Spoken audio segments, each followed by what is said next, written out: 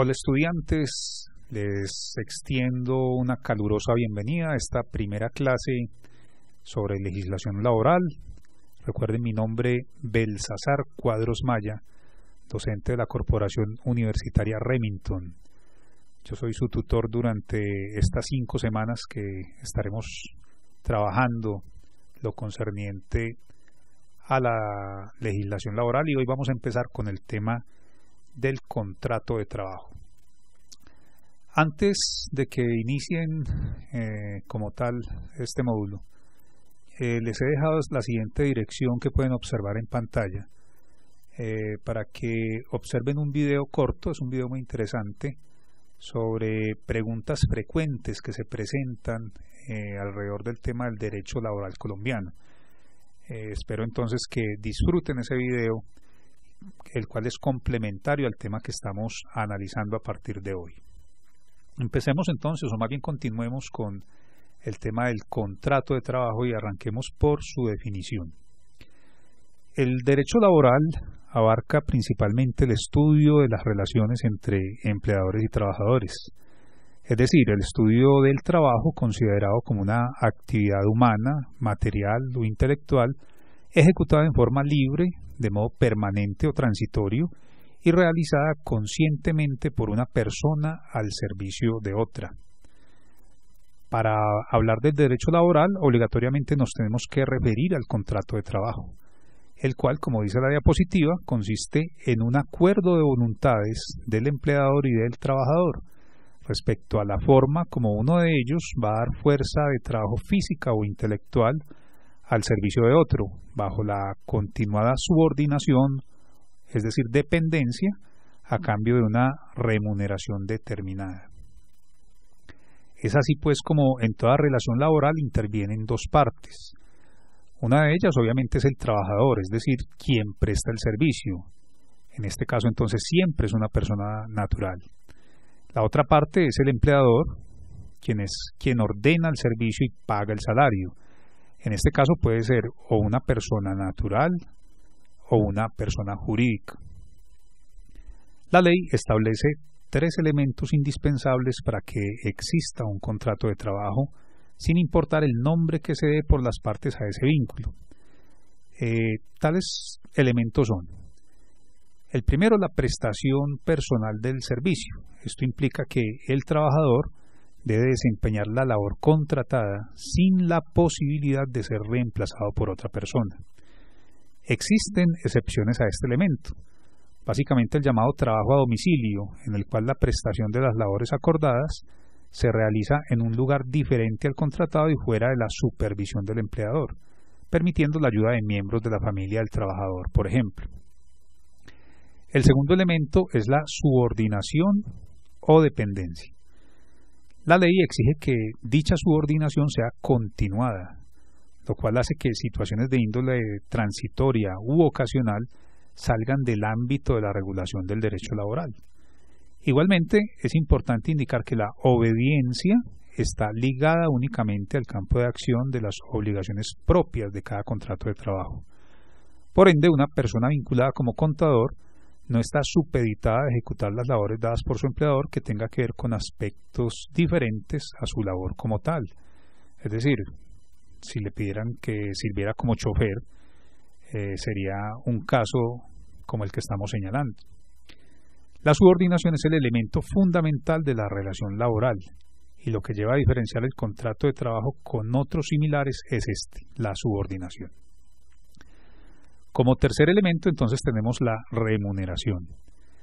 La ley laboral no concibe un contrato de trabajo gratuito. En líneas generales se puede afirmar, aun cuando se tratara este punto posteriormente, que el salario o la remuneración es la retribución dada por el empleador por el desgaste de energías causado al trabajador a su servicio, como consecuencia de la ejecución de labores para las cuales fue contratado. Hablemos ahora de las clases del contrato de trabajo que existen. Como pueden observar, se resumen en 2, según la forma. Podemos ver que puede ser verbal o puede ser escrito.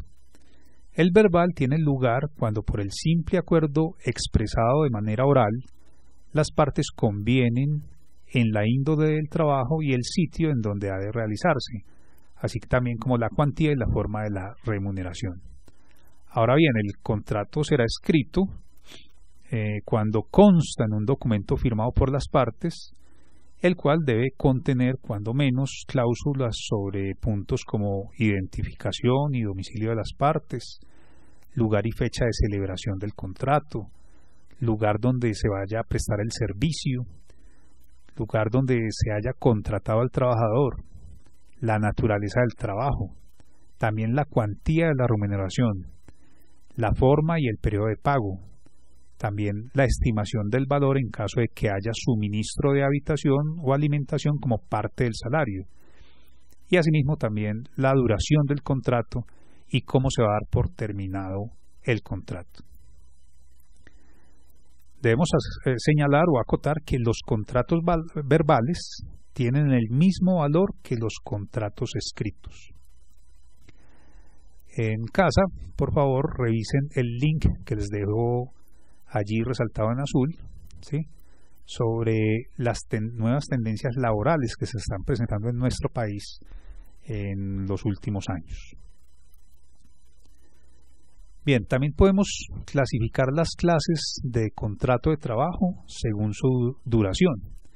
Y como pueden ver, se pueden clasificar por tiempo fijo o determinado, así como por labor de obra, también por tiempo indefinido, o también como trabajo ocasional, accidental o transitorio. Hablemos de cada uno de ellos. El contrato de trabajo por tiempo fijo o determinado debe celebrarse por escrito y su duración no puede ser superior a 3 años. Este tipo de contrato admite al menos 2 modalidades. El contrato a término fijo inferior a 1 año, que no tiene término mínimo de duración, y el contrato a término fijo de duración entre 1 y 3 años, que es renovable indefinidamente. Para su terminación, la ley exige el preaviso, es decir, que la parte interesada avise a la otra su determinación de no prorrogar el contrato. Esto debe hacerse con antelación no inferior a 30 días calendario a la fecha de vencimiento del término estipulado. Si se omite este preaviso o no se surte dentro de la oportunidad legal, el contrato se entiende renovado por un periodo igual al inicialmente pactado de manera sucesiva. Los contratos de trabajo cuya duración sea igual o inferior a 30 días no requieren preaviso alguno para su terminación. Los contratos a término fijo o inferior a 1 año solo podrán prorrogarse hasta por 3 veces por periodos iguales al inicialmente pactado o inferiores, salvo que mediante preaviso comunicado en el tiempo se decida su terminación luego de estas 3 prórrogas. La renovación del contrato no podrá ser inferior a 1 año, en cuyo caso se podrá renovar anualmente de manera sucesiva. Los contratos a término fijo que se celebren verbalmente se consideran para todos los efectos como de término indefinido. Expliquemos ahora el contrato de trabajo por labor o por obra. Este tipo de contrato dura tanto como dure la obra o labor encomendada. Es fundamental consignar expresamente la obra o la labor de que se trate. Esta modalidad de contrato es ampliamente utilizada en empresas dedicadas a la construcción, por ejemplo. La necesidad de describir en forma detallada la obra o labor objeto del contrato demanda en la práctica su elaboración por escrito. La tercera clase de contrato de trabajo, según su duración, se llama por tiempo indefinido. Se entiende este contrato como cuando las partes no determinan su duración. Esta modalidad de contrato puede celebrarse bien sea verbalmente o por escrito. Recuerden que cuando el contrato es verbal, se entiende que es a término indefinido. Y por último tenemos el trabajo ocasional, accidental o transitorio. Se entienden estos como aquellos de corta duración, inferiores a 1 mes, siempre que se trate de labores ajenas a las actividades normales del empleador. Según la Corte Constitucional, este tipo de trabajadores tienen derecho a auxilio de cesantías y a prima de servicios. Muy bien, pasemos ahora a la explicación de las obligaciones que nacen cuando se surte o cuando se suscribe un contrato de trabajo. Empecemos por las obligaciones que están a cargo del empleador. Como todo contrato celebrado, las partes que lo suscriben adquieren unos derechos y obligaciones. En particular, el contrato laboral no está exento de estas formalidades, las cuales se establecen en los artículos 57 y 58 del Código Sustantivo de Trabajo. En este artículo podemos encontrar como obligaciones del empleador las siguientes: poner a disposición de los trabajadores, salvo estipulación en contrario, los instrumentos adecuados y las materias primas necesarias para la realización de las labores. Es apenas obvio pensar que esto es una obligación del empleador. Sin embargo, la ley le dio la explicación suficiente. En segundo lugar, el mismo artículo contempla el procurar a los trabajadores locales apropiados y elementos adecuados de protección contra los accidentes y enfermedades profesionales en forma que se garantice razonablemente la seguridad y la salud. Como tercer punto, dentro del artículo se encuentra prestar inmediatamente los primeros auxilios en caso de accidentes o de enfermedad. A este efecto, en todo establecimiento, taller o fábrica que ocupe habitualmente más de 10 trabajadores, deberá mantenerse lo necesario según la reglamentación de las autoridades sanitarias. Cuarta obligación: pagar la remuneración pactada en las condiciones, periodos y lugares convenidos. Quinto, guardar absoluto respeto a la dignidad personal del trabajador, a sus creencias y a sus sentimientos. El sexto numeral nos dice: conceder al trabajador las licencias necesarias para el ejercicio del sufragio, para el desempeño de cargos oficiales transitorios de forzosa aceptación, en caso de grave calamidad doméstica debidamente comprobada, para desempeñar comisiones sindicales inherentes a la organización o para asistir al entierro de sus compañeros, siempre que avise con la debida oportunidad al patrono o a su representante, y que en los dos últimos casos el número de los que se ausentan no sea tal que perjudique el funcionamiento de la empresa. En el reglamento de trabajo se señalarán las condiciones para las licencias señaladas en este artículo. Y salvo convención en contrario, el tiempo empleado en estas licencias puede descontarse al trabajador o compensarse con tiempo igual de trabajo efectivo en horas distintas de su jornada ordinaria. Esto es a opción del patrono. 7. Dar al trabajador que lo solicite, a la expiración del contrato, una certificación en que conste el tiempo de servicio, la índole de la labor y el salario devengado. Igualmente, si el trabajador lo solicita, hacerle practicar un examen sanitario y darle certificación sobre el particular. Si al ingreso o durante la permanencia en el trabajo hubiere sido sometido a examen médico. Se considera que el trabajador por su culpa elude, dificulta o dilata el examen cuando transcurridos 5 días a partir de su retiro no se presenta donde el médico respectivo para la práctica del examen a pesar de haber recibido la orden correspondiente. 8.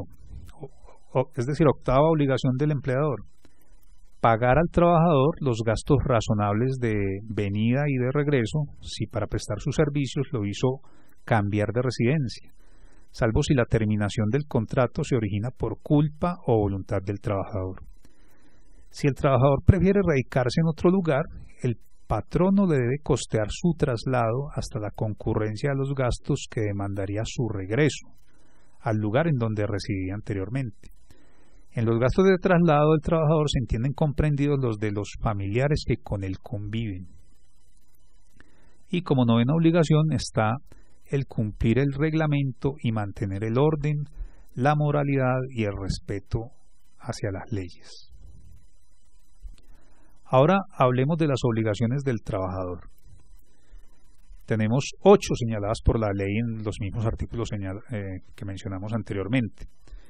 El primero, realizar personalmente la labor en los términos estipulados, observar los preceptos del reglamento y acatar y cumplir las órdenes e instrucciones que de modo particular le impartan el patrono o sus representantes según el orden jerárquico establecido. Segundo, no comunicar con terceros, salvo autorización expresa, las informaciones que tenga sobre su trabajo, especialmente sobre las cosas que sean de naturaleza reservada o cuya divulgación pueda ocasionar perjuicios al patrono, lo que no obsta para denunciar delitos comunes o violaciones del contrato o de las normas legales de trabajo ante las autoridades competentes. Tercero, conservar y restituir en buen estado, salvo el deterioro natural, los instrumentos y útiles que le hayan sido facilitados y las materias primas sobrantes. En cuarto lugar está guardar rigurosamente la moral en las relaciones con sus superiores y compañeros.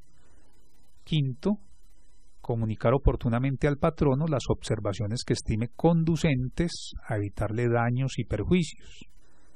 Sexto, prestar la colaboración posible en caso de siniestro o de riesgo inminente que afecten o amenacen las personas o las cosas de la empresa o el establecimiento. Séptimo, observar las medidas preventivas higiénicas que hayan sido prescritas por el médico del patrono o por las autoridades del ramo. Y como octava obligación, observar con suma diligencia y cuidado las instrucciones y órdenes preventivas de accidentes o de enfermedades profesionales. Las anteriores eran las obligaciones tanto para los empleadores como para los empleados. Ahora miremos lo que nos traen estos artículos de la ley sobre las prohibiciones que hay hacia los empleadores. En primer lugar, se les prohíbe deducir, retener o compensar suma alguna del monto de los salarios y prestaciones en dinero que corresponda a los trabajadores sin autorización escrita de estos para cada caso o sin mandamiento judicial. Las siguientes son excepciones a esto. Una de las excepciones sería respecto de salarios. Sobre estos pueden hacerse deducciones, retenciones o compensaciones en los casos autorizados por los artículos 113, 150, 151, 152 y 400 del Código Sustantivo de Trabajo.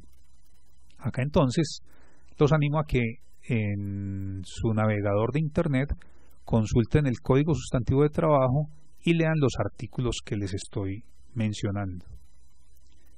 Otra de las excepciones es sobre las deudas con las cooperativas. Estas, es decir, las cooperativas, pueden ordenar retenciones hasta de un 50% de los salarios y prestaciones para cubrir sus créditos en la forma y en los casos en que la ley los autorice. Y como tercera excepción está el de obligar en cualquier forma a los trabajadores a comprar mercancías o víveres en almacenes o proveedurías que establezca el patrón. Bueno, otra prohibición más: exigir o aceptar dinero del trabajador como gratificación para que se le admita en el trabajo o por otro motivo cualquiera que se refiera a las condiciones de éste. También está el limitar o presionar en cualquier forma a los trabajadores en el derecho de asociación, el derecho del ejercicio de asociación. También está prohibido imponer a los trabajadores obligaciones de carácter religioso o político o dificultarles o impedirles el ejercicio del derecho del sufragio. También se prohíbe hacer o autorizar o tolerar propaganda política en los sitios de trabajo. Asimismo, también está prohibido hacer o permitir todo tipo de rifas, cualquier tipo de rifa, colecta o suscripción en los sitios de trabajo. Asimismo, también está prohibido emplear en las certificaciones de que trata el artículo 57 en su ordinal séptimo del Código Sustantivo de Trabajo signos convencionales que tiendan a perjudicar a los interesados o adoptar el sistema de lista negra, cualquiera que sea la modalidad que se utilice, para que no se ocupen otras empresas a los trabajadores que se separen o sean separados de su servicio. Y finalmente también está prohibido ejecutar o autorizar cualquier acto que vulnere o restrinja los derechos de los trabajadores o que ofenda la dignidad de estos.